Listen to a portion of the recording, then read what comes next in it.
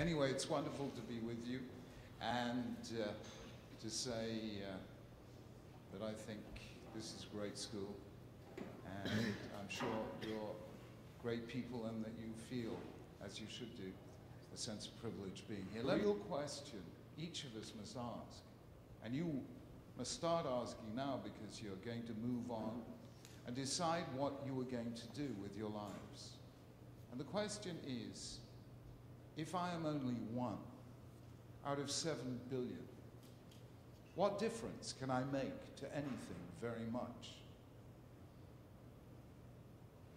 I, in the total context of the world, am no more than a wave in the ocean, a grain of sand on a seashore, dust on the surface of infinity. Lefichach tzarich adam lirot et atzmo kol hashana kula.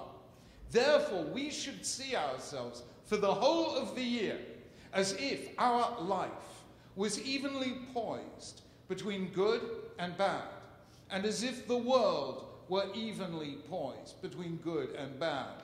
And the Rambam has already told us that we and the world are judged by the majority of our deeds.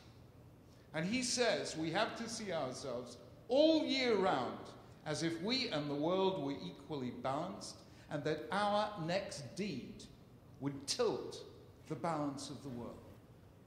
And Anne Heyman, who's a member of the Joint, you know, you have it here.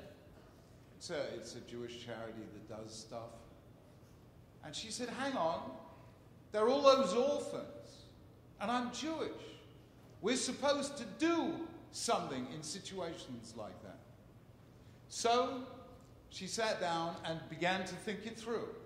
She phoned up Chaim Perry, who built a little youth village for orphans in the north of Israel called Yamin Ord.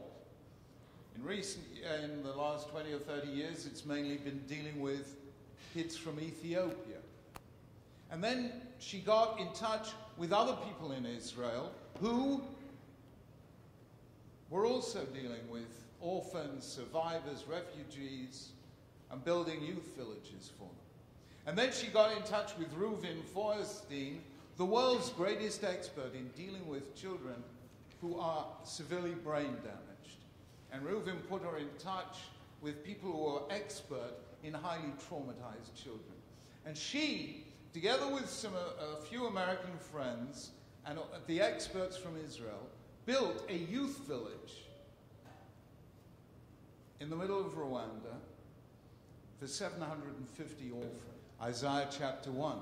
Isaiah chapter 1, the prophet asks, you know, what use is it to me, says God, if you come to Shul, you come to the temple, offer me sacrifices, and yet you neglect the poor and the oppressed? That's not what I want of you.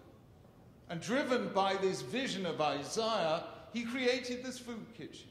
Today it operates in 17 venues in Israel, giving 60,000 people every day food to eat. Never believe that because we are only one of 7 billion, we cannot change the world. We can. I hope when you leave this school, when you go on to build your lives, when you live all that you learned here, you too will hear God's call to change the world, making the world that is a little more like the world that ought to be. And then you will help change the universe. Thank you very much indeed.